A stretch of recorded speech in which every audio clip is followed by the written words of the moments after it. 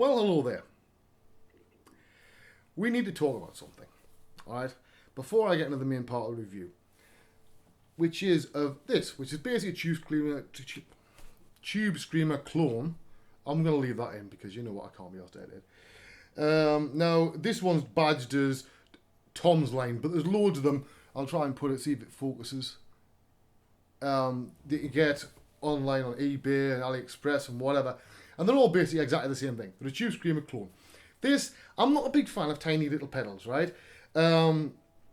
Because one, you end up with tiny, weeny little knobs that you can't see. Like I've got two lights there and there, right? And it's a lot brighter than it looks on, on camera. And I'm having difficulty seeing where the notch is.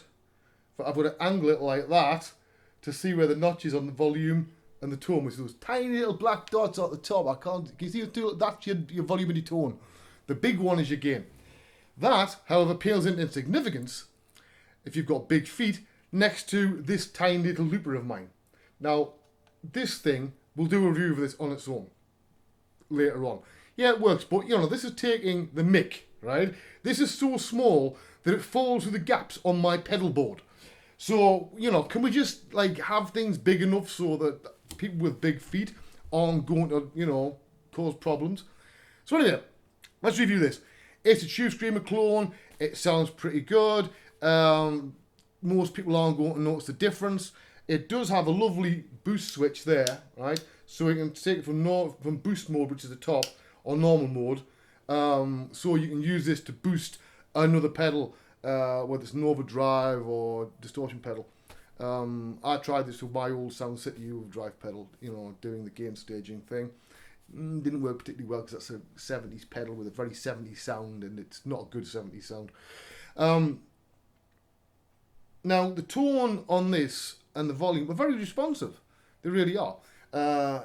It's just the fact that it's so bloody small, and of course it doesn't take a battery because you've got to, stick your 9-volt wire in it, which I'm guessing if you've got a lot of pedals, you're probably going to have, power anyway for your pedal board.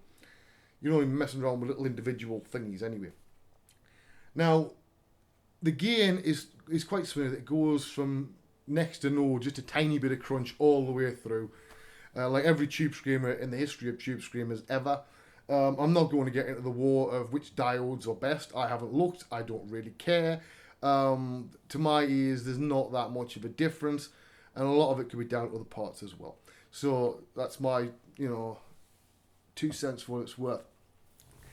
But I've had a lot of success using that pedal. I've had it for 2 years now.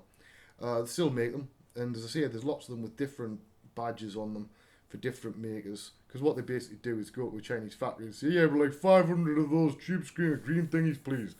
Can we have them all as Bob's pedals? And they'll say, oh yeah, we'll screen print that on. And that's basically what they do. They're exactly the bloody same. In fact, there's some rumours that the Moore pedals are exactly the same as these, only these are in a slightly different case and have a different badge. Same circuit. They're all using the same circuit anyway. Tubescreamer, there's not that much of a difference. There's some ropey ones out there. That one's pretty decent. It does the job, and it works well with the boost function in front of my amp. Sometimes I just use it as a boost pedal, and I'll turn the gain right down as if I'm gain staging another pedal, but I'm gain staging the amp, and use that boost straight in just to push it a little bit further. So that pedal, yeah, it's cool. They're cheap enough. I think they only cost about 20 quid or something, 15, 20 quid. You can pick one up. And to be honest, you'd be daft not to at that price because you're rather nice. It's about as small as I'd ever want to get. This lovely little bar here shows at least some thought that maybe somebody with size 12 feet is going to go clunk and, basically catch some of this stuff. The only thing I don't like about it is if they just raise it a little bit higher, it would have made sure you couldn't accidentally click on the switch. But it's well enough made, It's not got a lot of weight behind it, but it's solid. It's just the right size to fit on my pedal board because yes, one with the slats on and the Velcro. So, but this thing here, this falls through the gaps, right? This is useless. Nice pedal, but too bloody small. I'm actually tempted to epoxy this to a little plywood so it sticks on my board better. It's that bad. But yes, so yeah, it's a Tubescreamer pedal. It's quite nice. I would go and buy one if you need one. If you have a chance to get a different one that's more expensive, it's really up to you, but I can't see where the extra money is coming from. But that's a discussion for a whole different time. But yeah, so there's not all much of a muchness, basically. So it's a tube screamer pedal, it works. It sounds alright, it works with every guitar I put it through and it makes it sound the way I expect it to. There's no nasty surprises.